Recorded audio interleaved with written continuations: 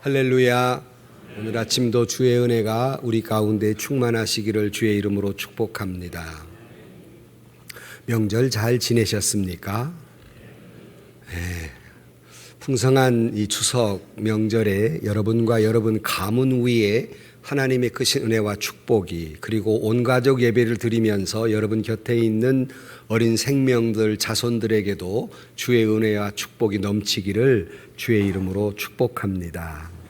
추석이 되면 만월 아주 가득 찬 보름달을 보면서 또 오곡백과 곡식을 거두어서 풍요로운 마음으로 가족끼리 만나서 서로 다시 한번 서로 사랑하고 또 행복한 시간을 갖는 귀한 이 추석 명절에 또 우리는 또 그뿐만이 아니라 서로 만나서 좋은 사람도 있지만 또 고향을 두고 온 사람들은 보름달을 보면서 고향을 그리워하기도 하고, 또 뿐만 아니라 세월이 지난 것에 대한 인생의 허무함과 무상함을 느끼기도 하고, 또 특별히 우리나라 사람들이 중요하게 여기는 조상을 기억하고 성묘를 하고 또 일반적으로 제사를 드리는 그런 문화도 있는 것이 우리네 추석의 명절입니다.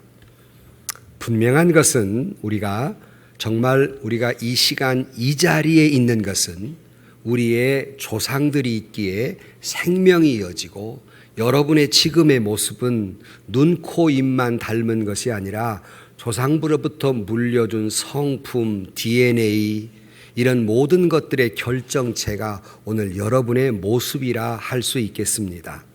혹여 기독교가 우리네 전통처럼 제사를 지내지 않는다는 것 때문에 조상을 기억하지도 말고 조상을 존중히 여기지도 말고 조상을 추억하지도 말라, 이렇게 오해하면 안 됩니다.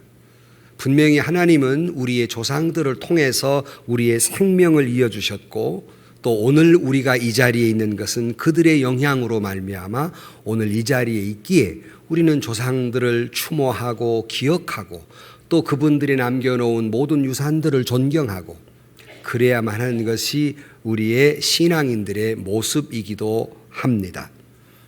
그런데 우리가 크게 국가적으로 보면 예컨대 각 민족마다 인류 사회에 남겨놓은 위대한 유산들이 있습니다. 예컨대 애굽이나 바벨론 같은 그런 나라는 문명의 시작점이기 때문에 이 지구상에 문명을 남겨놓았다 할 수 있겠고, 중국은 공자와 맹자 사상의 도덕을 남겨놓았다면 로마는 정치, 민주사회의 씨앗이 되는 정치를 남겼고, 영국은 헌법을 남겼으며 독일은 철학을 남겼고, 그런 의미로 보면 유대교는 오늘 우리가 믿는 기독교를 인류사회에 남겨주었습니다. 그렇다면 우리 대한민국은 과연 인류사회에 우리 조상들은 우리에게 뭘 남겨주었을까? 여러분, 뭘 남겨주었다고 생각합니까? 우리의 조상들의 위대성은 무엇이며 오늘을 살아가는 우리들이 어떤 긍지, 어떤 자긍심을 가지고 인류 사회에 우리는 무엇을 남겨주고 있는가 생각을 해보아야 합니다. 물론 역사에 유례없는 대한민국은 위대한 나라입니다. 예컨대 세계에서 도움을 받던 나라에서 성장을 해서 도움을 주는 나라로 성장한 나라는 대한민국밖에 없습니다. 또 뿐만 아니라 전쟁의 폐허 속에서 이처럼 세계 경제의 10대 강국으로 올라온 나라도 대한민국뿐입니다. 특별히 신앙적으로는 기독교의 복음이 들어와서 이처럼 급성장한 나라는 대한민국뿐입니다. 얼마나 감사한 일인지 모르겠습니다. 그러나 이 시점에서 우리는 너무 들뜨지 말고, 그렇다고 세계 열강, 지금 현실은 경제적으로나 정치적으로나 세계 열방 속에서 괴롭힘을 당하는 처지에 있지만, 그렇다고 너무 낙심도 말고 조용히 우리는 어떠한 이 민족에 나아가야 할 방향, 우리 민족은 어디로 가야 할까를 깊이 생각하고 결단해야 될 시기가 아닐까 하는 생각입니다. 오늘 본문은 이스라엘 민족이 그처럼 자랑스럽게 여기는 조상, 그는 아브라함입니다. 오늘 제목을 믿음의 조상 아브라함, 이스라엘 백성들이 그처럼 그렇게 존경한 아브라함, 먼 훗날 저와 여러분이 원하지 않아도 우리는 먼 훗날의 후손들에게 우리도 조상이 됩니다. 그렇다면 우리는 어떤 조상으로 기억될 것인가?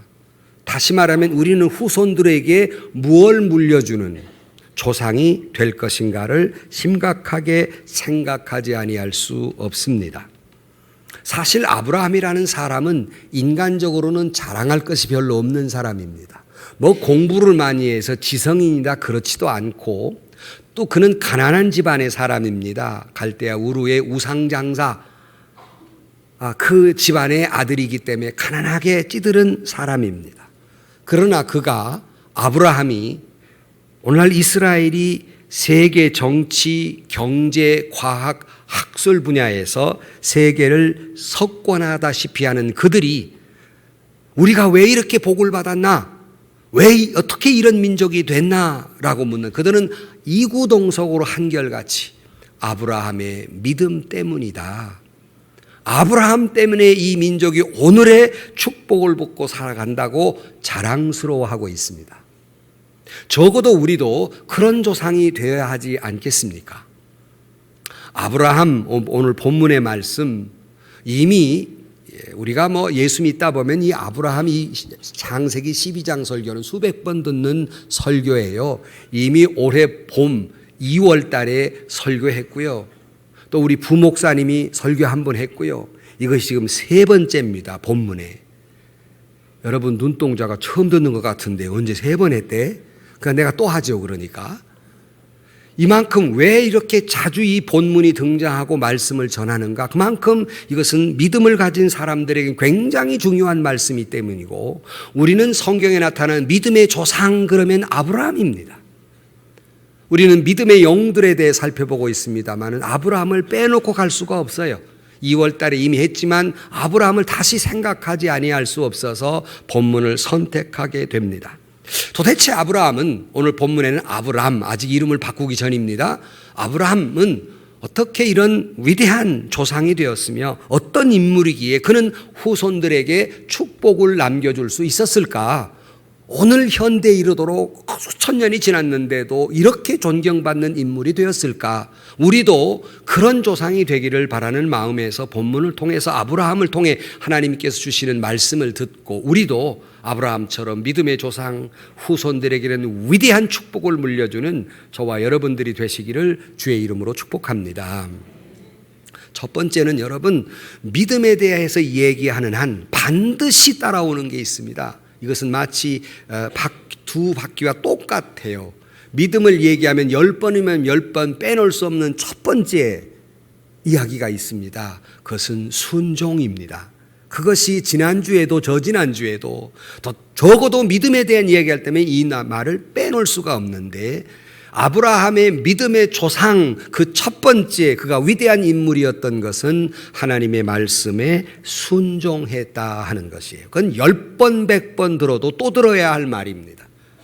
그는 갈대아 우르라는 지방에서 살 때 하나님이 아브라함을 부르셨습니다. 그래서 오늘 본문에 보면 1절에 여호와께서 아브라함에게 이르시되 너는 너의 고향과 친척과 아버지의 집을 떠나 내가 내게 보여줄 땅으로 가라 명령하셨습니다. 그리고 아브라함은 이 말씀대로 순종했습니다.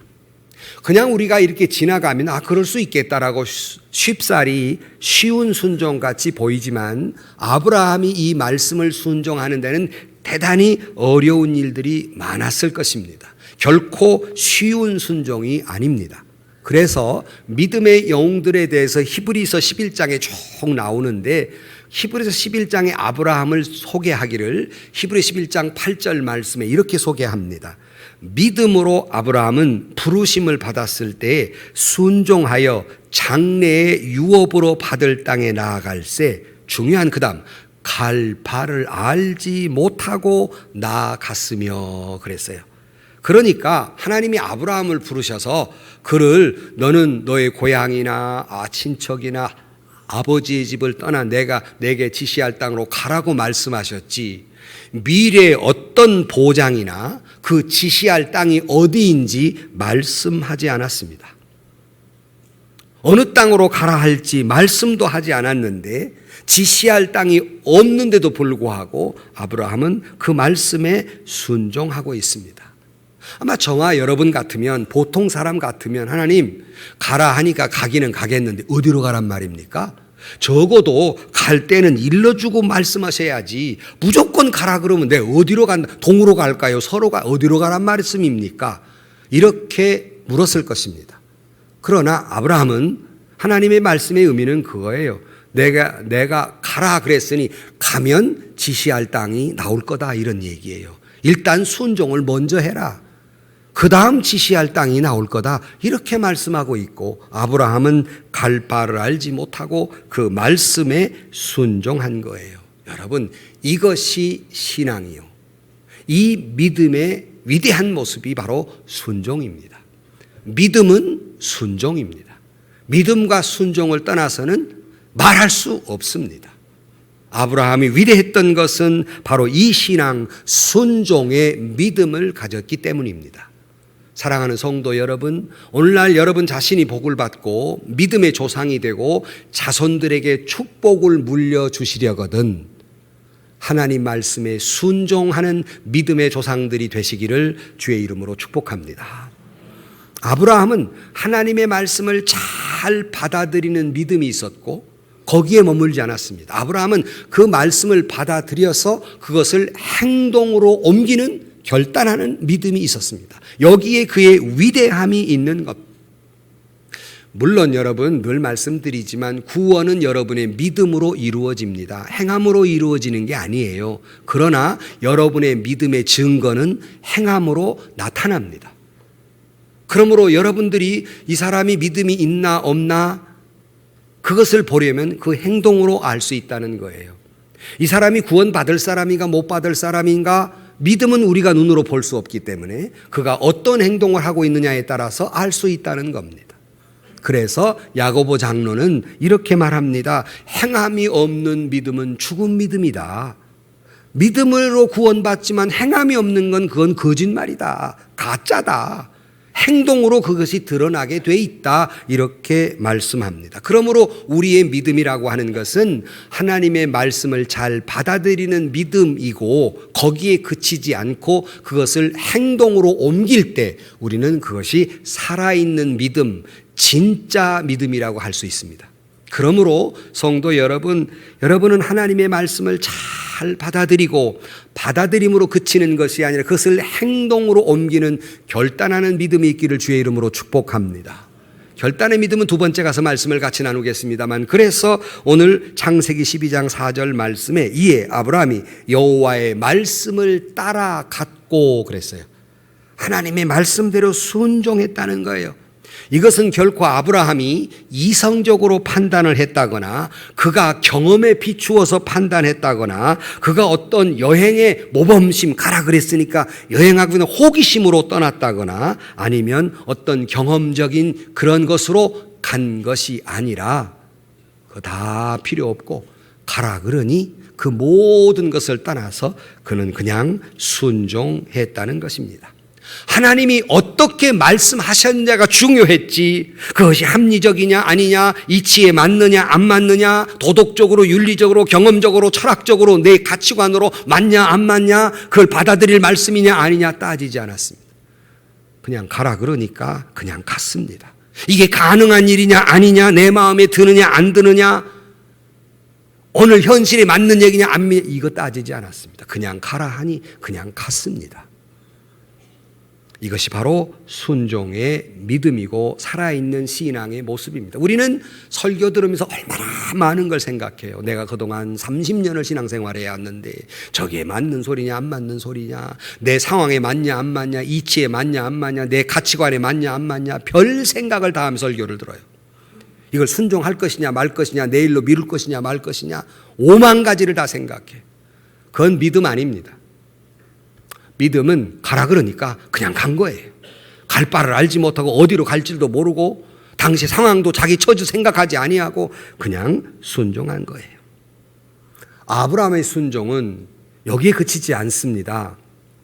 하나님께서 아브라함에게 너를 창대케 해주리라고 약속하신 다음에 자손을 창대케 하신다고 그랬는데 도대체가 자기의 아내 사례를 통해서 아들을 얻지를 못하는 거예요.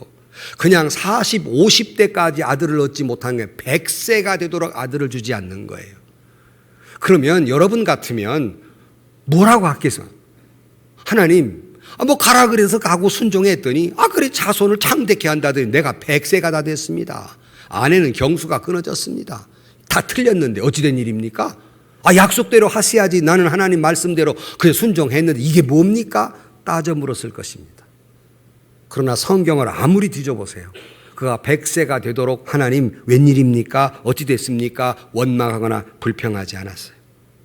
아무런 말이 없습니다. 이게 순종이에요. 이게 순종이에요. 절대로 아멘도 안 하지. 그 100세 가까웠어요. 겨우 아들을 하나 줬네요. 그게 이삭. 웃기는 일이라 웃음이라 하는 뜻 이삭. 이삭이라는 이름을 주고 이삭을 얼마나 애지중지 얼마나 이뻐하는지. 그렇지 않겠어요? 제가 큰아이를 낳아서 이뻐하니까 우리 어머니가 보기가 좀 민망했던지 야야 고롱 80에 아들 낳냐 왜 이렇게 이뻐하냐 그래요. 너무 이뻐하니까. 그런데 100세의 아들을 낳았으니 얼마나 이쁘겠어요. 그냥 아마 땅에 못 내려놨을 거예요. 애지중지 그렇게 사랑하며 키웠더니 또 그냥 하나님이 시험거리를 하나 주십니다. 아브라함아 네 아들 이삭을 바치라 그랬어요. 이 바치라는 말이 목사 만들어라 장로 만들어라 이게 아니에요. 잡아 죽여서 각 떠가지고 하나님께 제사 드리며 다 꼬실라 버리라.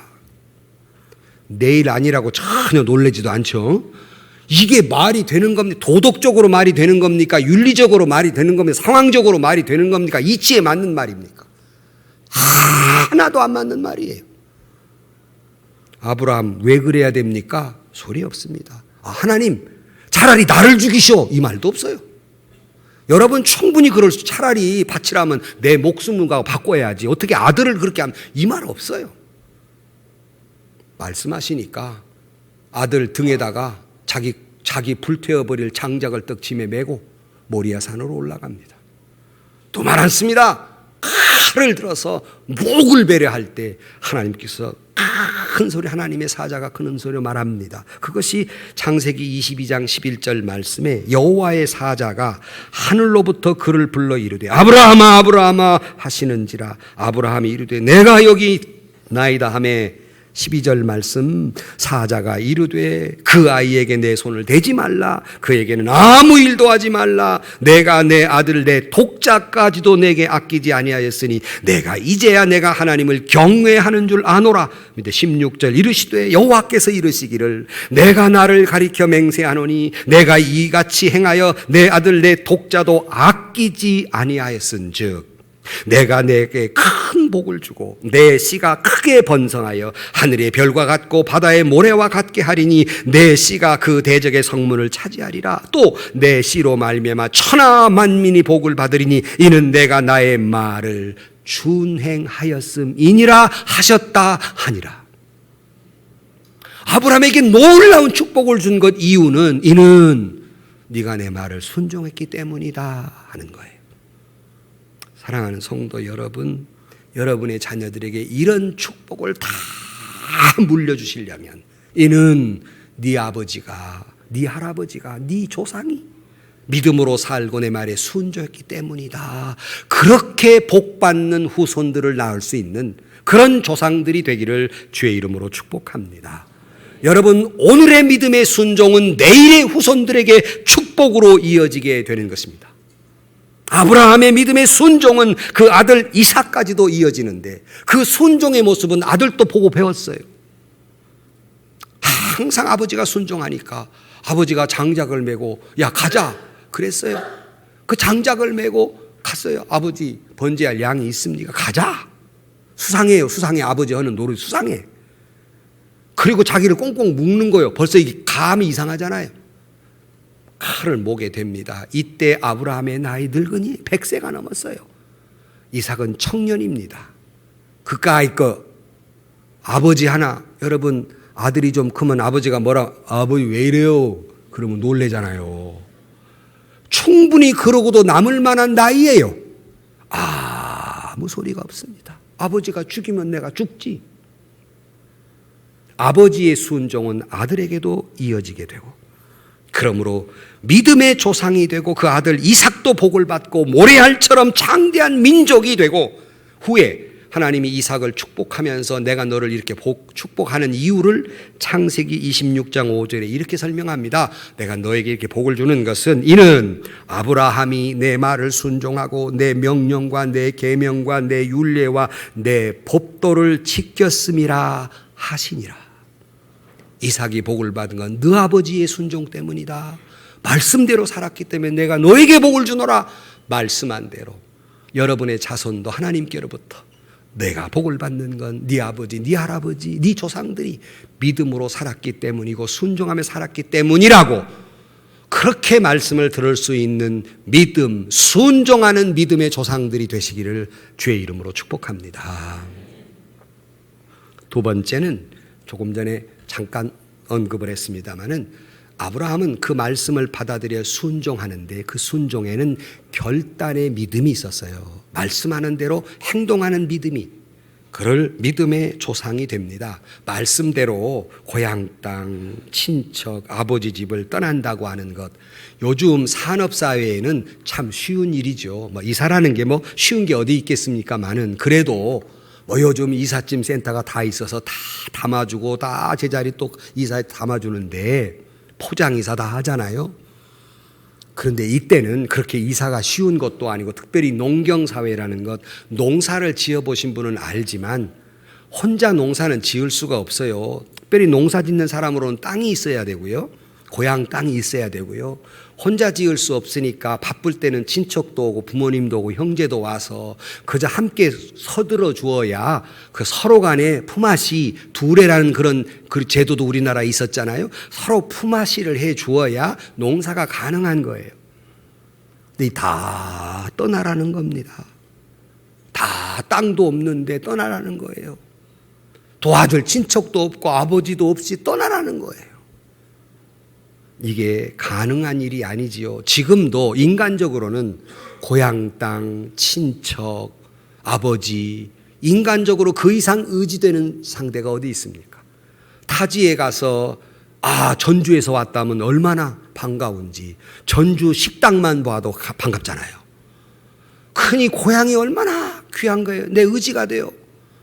친척들, 부모님 말할 것도 없지요. 하나님이 이것을 떠나라는 것은 단순히 그런 것도 떠나라는 말이 아니라 그런 인간적 의지를 떠나서 하나님만 의지하라는 사인입니다. 그러므로 그는 결단하게 되죠. 하나님만 의지하기로, 내 미래와 내 모든 것을 하나님께 다 맡기며 살기로 결단하는 믿음이 아브라함에게 있었고, 그것이 그 자손들에게 축복을 물려주는 일이 된 것입니다. 찬송가 586장 1절에 있는 것처럼 어느 민족 누구에게나 결단할 때가 있나니 참과 거짓 싸울 때 어느 편에 설 건가. 주가 주신 새벽포가 우리 앞에 보이니 빛과 어두움 사이에 선택하며 살리라 그랬어요. 빛과 어두움 사이에 선택하며 살아야 되는데, 오늘 우리가 정말로 믿음의 조상이 되고 자손들에게 복을 물려주시려면 선택할 때가 온 것입니다. 오늘 여러분의 위대한 결단은 후손들에게 복을 물려줄 수도 있고 그렇지 못할 수도 있는 것이 옳시다. 아브라함은 적어도 결단의 사람이었고, 떠나라고 명령하니 지체 없이 떠나고, 부모를 떠나고 고향 땅을 떠나서 그는 순종했고, 순종함으로 말미암아서 축복을 받게 됩니다. 사랑하는 성도 여러분, 그가 떠났을 때 떠난 대신 하나님은 그를 눈동자와 같이 전폭적으로 그를 보호해 주셨으며, 모든 끊으라고 한 걸 끊었을 때 하나님은 그 후손들까지 경건한 민족이 되게 하셨으며, 아들 이삭까지 바쳤을 때 천천과 만만의 복을 받는 민족이 되고 하늘의 무수한 별 같은 후손을 언약받게 됩니다. 오늘 또 우리 후손에게 이런 복을 물려주시려거든 이런 위대한 결단이 필요합니다. 아브라함처럼 떠날 것은 떠나고 끊어버릴 것은 끊고 하나님 앞에 바칠 것은 바치고 정욕을 떠나고 과거의 죄악의 사슬을 떠나고 오직 하나님의 영광만 위해 살도록 오늘의 결단이 여러분 자신에게도 오늘 복이 되지만 여러분의 후손에게도 복이 될 줄로 믿습니다. 참으로 오늘 우리 민족은 떠날 것도 많고 끊을 것도 많고 하나님 앞에 헌신해야 될 것도 많습니다. 그런데 우리에게는 참 때로는 떠나라고 할 때 참 떠나기 어렵습니다. 끊으라고 할 때 참 끊기가 어려워요. 왠지 잃는 것 같고 손해보는 것 같고 안 될 것 같고 불안하고. 그러나 여러분에게 제가 분명히 말씀드릴 수 있어요. 하나님이 뭔가 거기서 떠나라고 할 때 떠나면 안 될 것 같지만 떠나라고 할 때 뭔가 그것을 끊으라고 할 때 끊으면 안 될 것 같지만 끊으라고 할 때 떠나야 할 때 떠나고 끊으라 할 때 끊으라 하는 이유는 두 가지 이유가 있다고 생각합니다. 첫째는 그래야 여러분에게 유익이 됩니다. 아멘은 5명만 해요. 다시 말씀드립니다. 떠나라고 할 때 떠나고 끊어야 할 때 끊는 것은 잃는 것이 아니라 잃은 것 같이 생각되지만 손해볼 것 같지만 그래야 여러분에게 유익이 됩니다. 또 하나 떠나면 떠나고 끊으면 끊으면 왠지 다 잃어버린 것 같지만 하나님은 새로운 걸 주시려고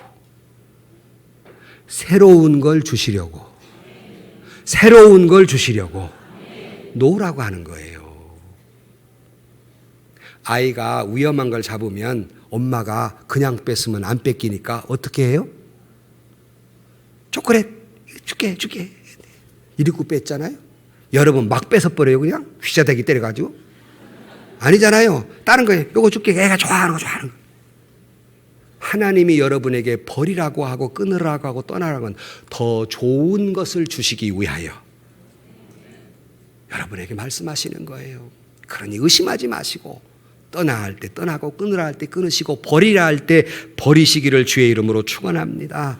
그렇지 못하고 아직도 신앙으로 살면서 머뭇거리고 빵황함으로 말미암아서 아브라함의 정반대 롯처럼 소돔과 고모라가 완전히 멸망한 것처럼 두 사이에 믿음으로 살아야지 세상도 재미있지 머뭇거리다가 망하는 롯과 같은 모습을 하는 사람이 얼마나 많은지 모릅니다. 우리는 특별히 명절을 늘 특별히 추석과 같은 경우에 많은 신앙인들이 딜레마에 빠집니다. 제가 처음에 말씀드린 대로 추석 그러면 이 동양 문화권 공자의 문화권 속에 있는 사람들은 조상을 숭배하는 무덤을 숭배하는 제사 드리고 절하는 그러한 풍속이 있지요. 그래서 석가는 석가모니의 그 탑을 숭배하고 유교는 공자나 맹자의 사당을 지어놓고 숭배하고 또 여러분 아신데 이슬람교는 메카라고 하는 곳을 숭배합니다. 다 무덤 같은 곳이에요. 그래서 이 사상이 이 문화가 우리나라 민족에 뼛속 깊이 스며들었어요. 유일하게 무덤을 섬기지 않는 신앙이 있습니다. 그것이 바로 기독교입니다. 왜 그렇겠습니까? 예수님이 부활하셨기 때문이며 우리도 부활할 것을 믿기 때문입니다. 여러분 이스라엘에 가면 지금도 예수님 무덤이 없어요. 그런데 예수님이 그 시신을 안치했던 곳이라는 곳에다가 크게 이렇게 그 예배당을 지어놨어요. 그래가지고 뭐 여러 가지 4개나 5개의 그 종파들이 막 서로 응등 부리고 싸워가지고 각기 시간마다 달리 관리를 해요. 근데 여러분들이 가면 뭐 볼 것도 없지만 그래도 신앙인이기 때문에 저도 목사니까 이스라엘까지 갔는데 예수님 무덤은 보고 와야 될 거 아니에요. 근데 이게 적게는 1시간, 길게는 2시간, 3시간을 기다려야 돼요. 볼 것은 많은데. 그래서 제가 누굽니까? 한다면 합니다. 그래가지고 3시간을 그냥 뻗었어요. 다른 저 같이 간 목사님이 다 다른 데 가는 나는 보고 가야 되겠다. 왜? 도마처럼 내 눈으로 확인해야 되니까. 가고야. 근데 기연히 가서 막 고개를 드밀고 막 이렇게 봤어요. 아무것도 없대. 괜히 봤어. 아무것도 없어. 아무것도. 우리가 조상의 묘를 섬기지 않는 것은 아까 말씀드렸어요. 조상을 무시하거나 경솔히 여기거나 기억하지 말거나 존경하지 말라는 말이 아닙니다. 충분히 그런 마음 가지고 살아야지요. 하나님께서 생명을 이어주신 분이고 오늘 우리가 여기까지 있게 하신 분이기 때문에 추억도 해야 되고 존경도 해드려야 되고.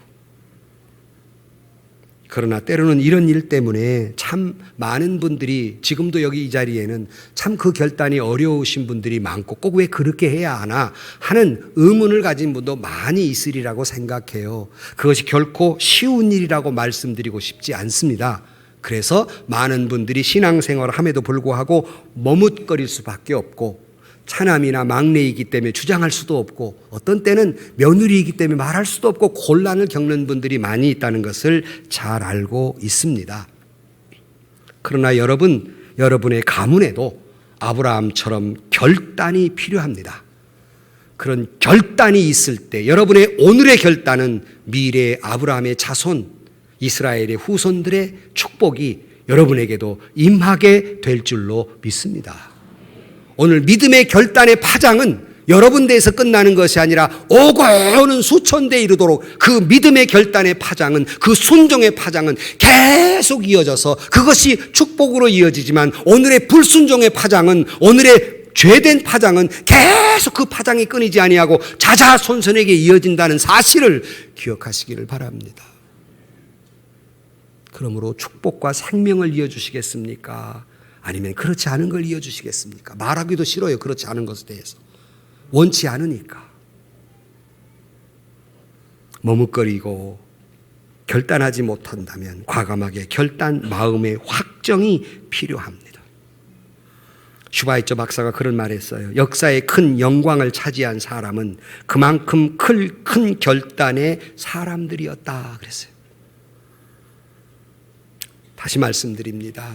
떠나라 할 때 여러분에게 유익이고 빼앗아가는 것이 아니라 여러분에게 더 좋은 것을 주시기 위함입니다. 그래서 아브라함은 갈대아 우르 지방을 떠났더니 더 좋은 젖과 꿀이 흐르는 땅으로 들어갈 수 있었고 친척을 떠났더니 더 좋은 믿음의 조상, 믿음의 후손들을 두게 되었으며 버리라 할 때 버렸더니 놀라운 축복을 받는 민족이 되었습니다. 만약 아브라함이 머뭇거렸다면 아무것도 얻을 수 없었을 것입니다. 배가 떠나려면 묶어놓은 닷줄을 끊어야 합니다. 끊을 것을 끊고 버릴 것은 버리고 이 민족도 과거의 모든 죄악된 것들을 끊어버리고 오히려 하나님 앞에 닻을 내림으로 여러분 자신도 복을 받고 여러분 자자손손도 복받게 되기를 주의 이름으로 간절히 축원합니다. 세 번째는 그는 그렇게 할 수 있었던 것은 하나님의 약속을 믿고 소망을 품고 살았기 때문이에요. 하나님의 말씀대로 오늘 본문 말씀 유명한 말씀이잖아요. 2절에 보면 내가 너로 큰 민족을 이루고 내게 복을 주어 내 이름을 창대케 하리니 너는 복이 될지라 너를 축복하는 자에게 내가 복을 내리고 너를 저주하는 자에게 내가 저주하리니 땅의 모든 족속이 너로 말미암아 복을 얻을 것이라 하신지라. 이 약속, 이 소망 무슨 그것을 움켜쥐고 살았던 사람이었습니다. 사랑하는 성도 여러분, 그가 이처럼 순종하며 이처럼 결단하는 것은 쉬운 일만은 아니었죠. 아시는 대로 별별 일을 다 겪습니다. 낙심된 일도 많고 실망한 일도 많고 좌절된 일도 많았지만 그는 잘 견뎌냈어요. 지난주에 부패한 땅에 살아가는 신앙인들이 어떻게 살아가느냐는 말씀을 드렸습니다. 정말 이 세상이 죄악으로 관영한 세상이기 때문에 정말 신앙인으로 산다는 게 어려워요. 아브라함이 갈대아 우르 지방을 떠나서 오늘 세겜 땅 상수리 나무 그늘 아래서 거주지를 정했는데 그게 비어있는 땅이 아니에요. 거기에 가나안 사람들이 살고 있었습니다. 근데 가나안 사람들의 자연 숭배, 우상 숭배를 가졌고 아주 흉측한 종교의식을 가지고 있었던 신앙을 가지고 있었어요. 그러므로 아브라함과는 도덕적으로도 신앙적으로도 아주 맞지 않는 아주 타락한 문화가 있는 것이 가나안 땅이었어요. 하나님이 백지 상태에 있는 곳을 가라고 하지 않았습니다. 정말로 험악한 곳에 갔어요. 그들 사람들은 아브라함의 신앙을 인정도 해주지 않고 배려도 하지 않고, 그런 상황 속에서도 아브라함은 기가 막힌 현실 속에서 그는 신앙을 지켜냅니다. 어떤 어려운 환경 속에서도 하나님께서 복을 주시리라고 약속한 것, 그 약속만 믿고 다른 사람들 우상 숭배하고 흉측한 그런 종교 행사를 하지만 아브라함은 하나님께 예배드리고 또 옮겨지는 곳마다 예배드리고 어디 있냐고요? 성경 7절 말씀에 보면 여호와께서 아브라함에게 나타나 이르시되 내가 이 땅을 내 자손에게 주리라 하신지라, 자기에게 나타나신 여호와께 그가 그 곳에서 제단을 쌓고, 8절 거기서 베델 동쪽 산으로 옮겨 장막을 치니 서쪽은 베델이요 동쪽은 아이라, 그가 그곳에서 여호와께 제단을 쌓고 여호와의 이름을 부르더니 점점 남방으로 옮겨갔더라. 가는 곳에 예배드리고 가는 게 예배드리고 가는 게 예배드리고. 그는 결코 그 당시에 자연 숭배나 우상 숭배에 대해서 타협하지 않았습니다. 꿋꿋이 믿음을 지켰어요. 예배하는 삶, 경건의 훈련으로 경건한 삶을 살았습니다. 세상은 타락했어도 경건하게 살았어요. 우리가 살아가는 세상도 똑같습니다. 저와 여러분이 살아가는 세상도, 이 세상은 그렇지 못해요. 그것이 마치 아브라함이 가나안 땅에 당한 현실과 똑같습니다. 그러나 그 속에서도 여러분 하나님의 약속을 믿고 여러분 믿음을 지키고 소망으로 살아가시기를 주의 이름으로 축원합니다. 지금은 어려움을 겪고 지금은 괴롭힘을 당할 수 있으나 하나님의 시간표는 여러분에게 인생을 살아가는 과정이 많은 어려움도 힘들었지만 하나님의 시간표는 마지막 피리어드, 그것은 저와 여러분에게 승리를 주실 줄로 믿습니다. 사망이 아니라 영원한 생명을 주실 줄로 믿습니다. 이것이 하나님의 시간표예요. 중간에 많은 어려움이 있죠. 아브라함처럼. 반드시 우리는 승리하게 될 것입니다. 이 신앙은 자자손손에게 이어져요. 그래서 어떻게 성경을 보면 예컨대 모세가 애굽에 종살이 할 때 그 신앙은 계속 있습니다. 하나님이 약속한 땅 가나안, 우리 땅 저기 있는데, 그는 그래서 출애굽하게 됩니다. 그의 가나안 땅에 들어가게 되죠. 그러다가 하나님께서 불순종해 또 그들이 종으로 팔려가 70년 종살이를 합니다. 그래도 그들의 머리에는 하나님이 약속한 가나안 땅 있기에 소망을 버리지 않습니다. 그의 고향으로 돌아옵니다. 근대에 와서는 완전히 이스라엘이 없어져 버렸어요. 완전히 유랑민족이 되어버렸습니다. 그러나 그들의 머릿속에는 하나님이 약속한 땅 가나안 땅, 그것이 바로 이름하여 시오니즘입니다. 완전히 나라를 잃어버렸습니다. 그는 가나안 땅으로 돌아오게 됩니다. 물론 팔레스타인의 입장에서는 참 어려운 일이었으나 이스라엘 사람들에게는 시오니즘, 하나님이 주마 약속한 땅, 그거 우리 땅이다. 그 약속을 믿고 처절한 고통 속에서도 그들은 전진했고 그 후손들에게 오늘 축복을 물려주었습니다. 오늘 우리에게는 남북의 관계, 한일의 문제, 러시아나 중국과 미국과의 관계 다 중요한 문제고, 민주화의 문제, 여러 가지 문제들이 우리에게 산적해 있지만 가장 중요한 것은 우리 신앙인들이 어떻게 결단하느냐입니다. 하나님은 내 시간에는 맞추지 않지만 약속은 반드시 이루어질 것입니다.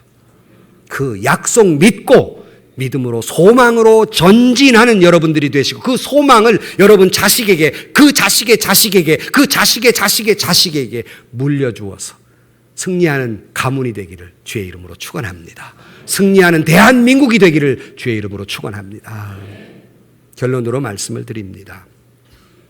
참 이 말이 자화자찬 같아서 참 미안한 말이지만, 과거에 우리나라는 불교가 나라를 책임진 때도 있었고 유교가 나라를 책임질 때도, 그들이 다 득세한 시절에, 그러나 뒤돌아보십시다.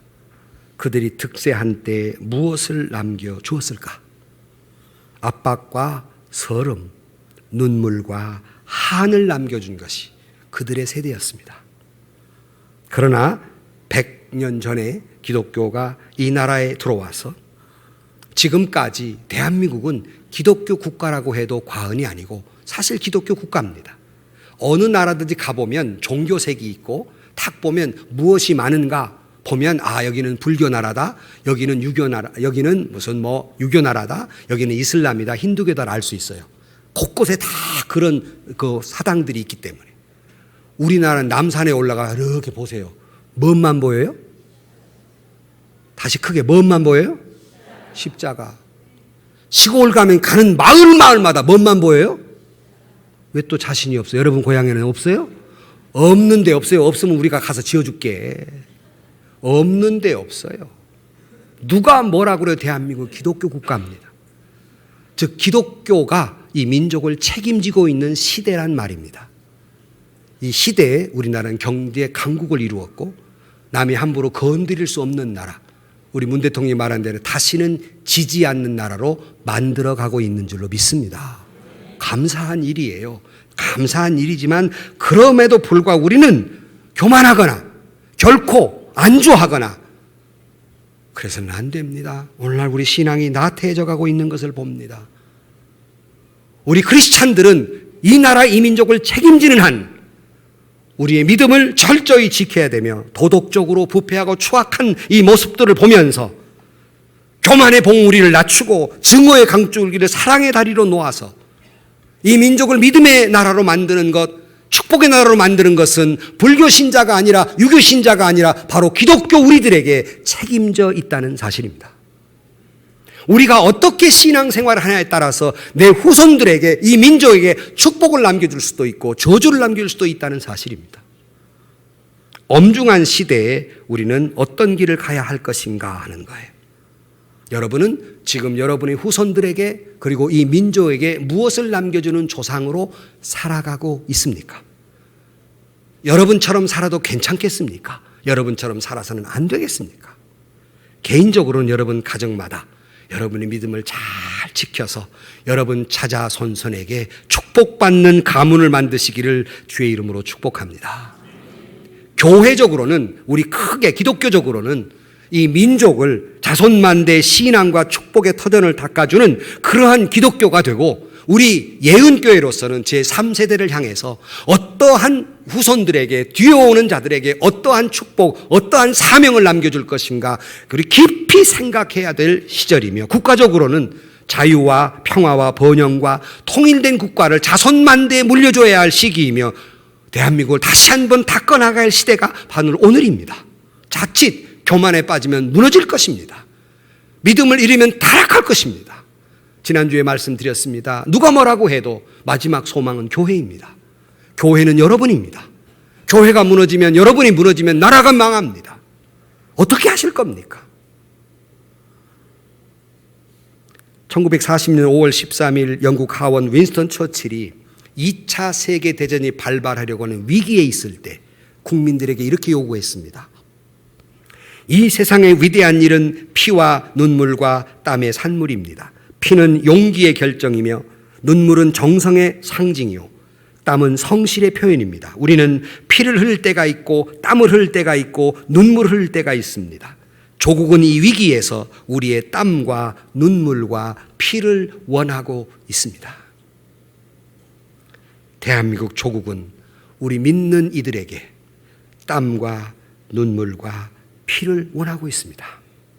우리 신앙인들이 피를 쏟는 곳에 새 역사가 시작될 것이며 눈물을 흘리는 곳에 숭고한 나라가 이루어질 것이며 땀을 흘리는 곳에 위대한 일이 성취가 될 것입니다. 조국은 여러분의 후손들은 여러분의 기독교인들의 피와 눈물과 땀을 요구하고 있습니다.